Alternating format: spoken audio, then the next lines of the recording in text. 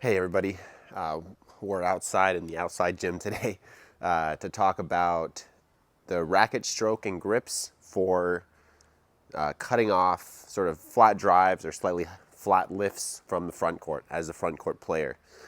So the scenarios where this really happens are coming where if we assume that the net is in front of us here where we can't see it, where maybe I come to the net and I push that flat push and then I step out to cover the drive.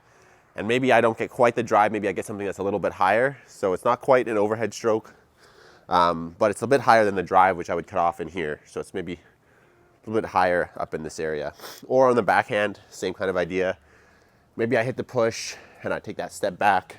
Excuse the limping, I got a bum ankle. But maybe I take that step back and I'm covering the flat and I get a shot that's a little bit higher than a drive in here, but I still need to cut it off and hopefully get some angle. So that's what I want to discuss today. So we all sort of know our forehand grips here, where our racket is on the inside bevel.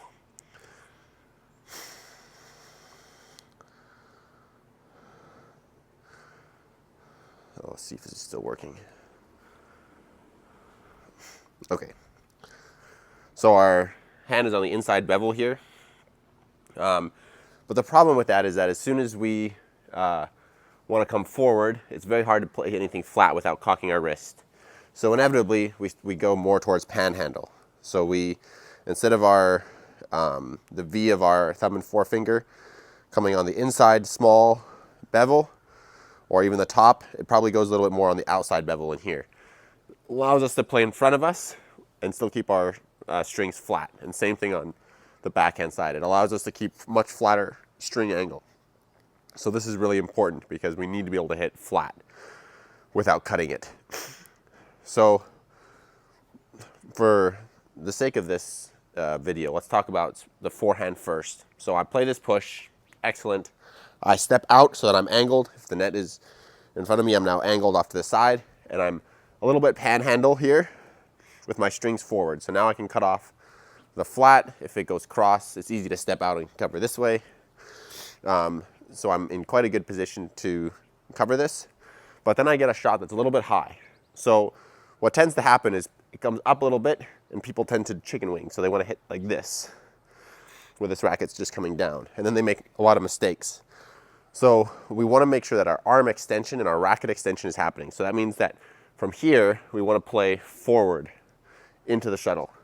So our angle is going to come through the squeeze and our contact in here, not because we're pulling the shuttle down in this direction. We want to push the shuttle forward. So if I'm here, the shuttle's coming up, I'm going to extend my arm forward into the shuttle. So even though it's slightly beside me maybe, I still need that racket traveling forward into the shuttle and through the shuttle.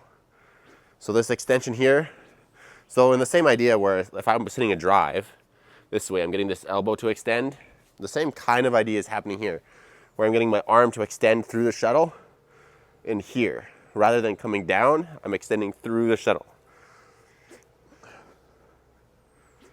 And the same is going to be true on the around the head side. So I might be angled a bit differently than I would be on an overhead, right? Overhead, I'm going to turn in this area, but maybe here I'm angled with my non-racket foot behind. I'm a bit more square in here. Panhandle grip. So again, my grip is rotated a bit, so my strings are flat. I can't pull the shuttle down like this. I'm just going to make a lot of mistakes. I have to push the shuttle forward. So again, the elbow extension and that squeeze coming forward in this area. And that's really going to help me control the shuttle, make sure that I'm still hitting down, but not making mistakes. As soon as there's a lot of racket head movement in here, one, it's very hard to time perfectly because you only have one very small area of space where you'll get the perfect angle. But we'll also inevitably drag the shuttle down and lose power. So we need to go through the shuttle. And while it looks slightly different than an overhead, the overhead is the same idea, right? We're going through the shuttle. We're not just chicken winging it down, right? We're going through the shuttle. The same way here, even though we're maybe changing the grip and angles a little bit, we're still swinging through the shuttle more. And here, same thing, through the shuttle. So that's really important, that racket head traveling with the shuttle as much as possible and pushing with it. our consistency goes up. We get to maintain angles. We're not sort of stuck in weird positions trying to do weird stuff with our arm. We have nice, clean contact all the time. Hopefully that makes sense. And if it doesn't, let me know. Cheers.